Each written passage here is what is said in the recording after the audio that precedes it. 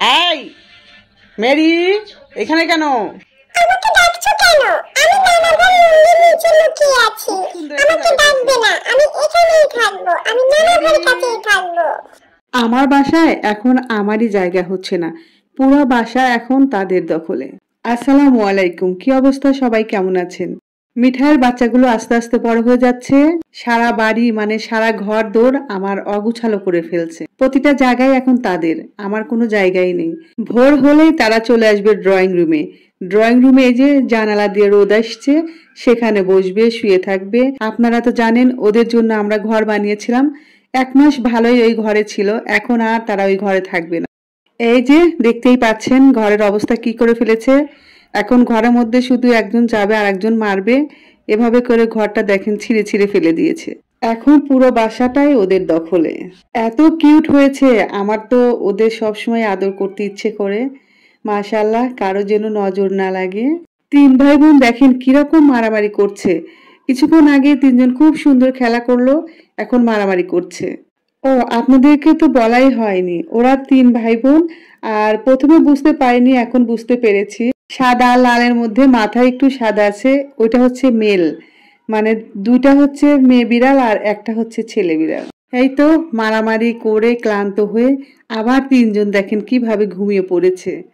আর এই সুযোগে আমি ওদের নখগুলো কেটে দিব, নখগুলো বড় হয়ে গিয়েছে। ওরা সোফার উপর ঘুমিয়ে গেছে, আমি এখানেই কাটার জন্য চেষ্টা করছি। কিন্তু দেখলাম যে সুবিধা হচ্ছে না, আমি অন্য একটা জায়গায় নিয়ে এসেছি। যেহেতু নখগুলো পড়বে, তাই একটা নির্দিষ্ট জায়গায় ওদের নিয়ে আসলাম, আস্তে আস্তে কেটে দিব। কিন্তু ওরা এতই সেনসিটিভ, আমি যখনই ওদের নখ ধরছি, মানে প্রথমবার ওদের নখ কেটে দিচ্ছি, ওরা তখনই টের পাচ্ছে। আমি তো অনেক ভয়ে ভয়ে কেটে দিচ্ছি যে ওদের যেন কোনো সমস্যা না হয়, আবার আমারও যেন কোনো সমস্যা না হয়। যদিও ওরা অনেক ছোট, তারপরেও সতর্ক থাকা উচিত। আমি নখ কেটে দিচ্ছি, ওর মা ভাবছে না জানি ওর মেয়ে বাচ্চাদের আমি মারছি। ওর মা চলে আসছে, যাই হোক আমার জন্য আরো সুবিধা হলো। ওর মায়ের দুধ ওরা খাচ্ছে আর আমি এই সুযোগে নখগুলো ওদের কেটে দিচ্ছি। বলেছিলাম না পুরা বাসাটাই এখন ওদের দখলে। এখন এরা চলে এসেছে আমার রান্নাঘরে। এটার মধ্যে আমি পেঁয়াজ আলু রাখতাম, এরা এসে দখল করে নিয়েছে। কিছুই করার নাই, বাধ্য হয়ে ছেড়ে দিতে হলো। এই দেখেন মিঠাইয়ের কি কাজ। ওর বাচ্চাদের দুধ খাইতে দিয়েছি, ও এসে সবগুলো খেয়ে দিবে। ওর জন্য কিন্তু আমি দিয়েছি, ওটা শেষ করে এসে আবার ওদেরটা খাচ্ছে। আমি ধমক দিয়েছি, এখন চুপ করে যে বসে আছে। আমি তখন কিছুক্ষণ দেখে মায়া লাগলো, আমি বললাম যা খা, তখন যে গিয়ে এখন খাচ্ছে। মিঠাই, খা খা। মিঠাই, রাগ করেছিস? খা খা খা।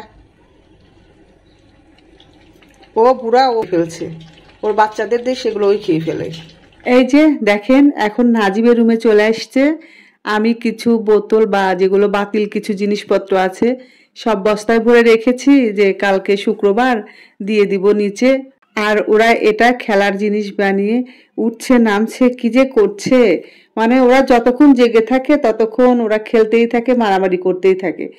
তবে দিনের বেশিরভাগ টাইমে ওরা ঘুমিয়ে থাকে, একটু উঠে খাওয়া দাওয়া করে, টিপটি করে, একটু খেলাধুলা করে আবার ঘুমিয়ে যায়।